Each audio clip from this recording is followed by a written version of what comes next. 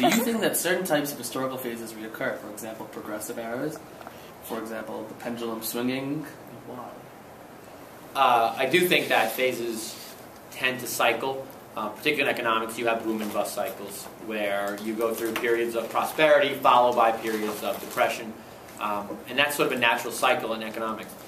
But in terms of pendulum swinging, the first thing that comes to mind is the French Revolution, where you have, the absolute monarchy of Louis XVI, and then each phase is a reaction to the prior phase, or the previous phase, because what you have happening is, they have the reign of terror under Robespierre, where they become very radical and they become extraordinarily liberal, and then the people don't like that, so then they'll have a correction, and then they have what's called the Thermidorian reaction, where it becomes a much more conservative phase. So phases will swing back and forth, because often people take their phase too far, and then it makes people realize we don't want it to be that far, let's bring it back to the middle, and then the shift can overcompensate. Do historical eras reflect a society's mindset? Well, one of the things you brought up before is the Renaissance. The Renaissance definitely did. I mean, when you look at the Renaissance in terms of the work that was produced in the Renaissance, art or literature, it definitely, you can see the mindset of the various, artists or even society in general. You can see it in the work, the optimism, the realization of the potential that people have that they didn't have or they weren't aware of before that. So yeah, phases definitely show you what society in general tends to think. What transitions do you think brought on the biggest shifts for America?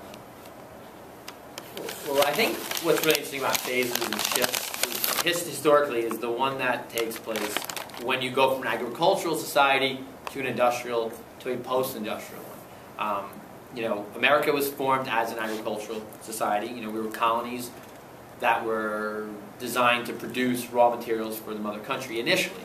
And then over time, Europe was industrialized first, but then when we became industrialized, there's a big shift where people go from working on small farms with their families to now working in factories in the cities. Now the kids have to go to school and don't do that. And now America, we've gone beyond industrial. We are now post-industrial. We are a service-based economy. We are a technologically advanced society. Whereas other parts of the world are lagging behind us. They're still in the agricultural phases in what's called the periphery of the world. And in the semi-periphery, which is countries in Asia, for example, you have a shift where they're going from, they're newly industrialized.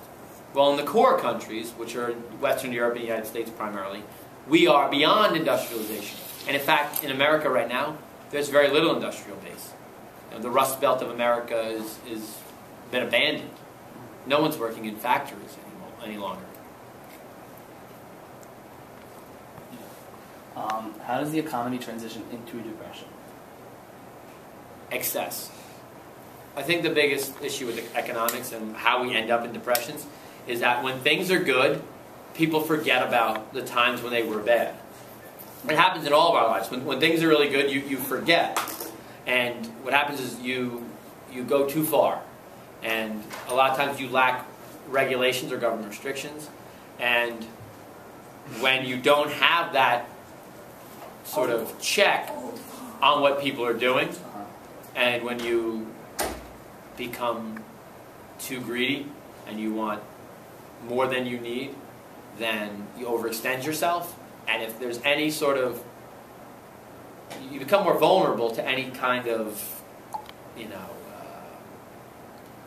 problem that may present itself. And if you overextend yourself and then there's a problem, you aren't able to fix it, and that's where we end up going to depression. How do we transition out of the depression? It's a very difficult thing to do. I mean, it takes time. Time is one of the biggest things. If you look historically at the depressions in the United States, it's a gradual process where you have to rebuild your economy with things like, the housing market needs to recover, the employment market needs to recover, and then ultimately the government can do a lot to try and stimulate the economy. But it's a long process, as we're going through right now.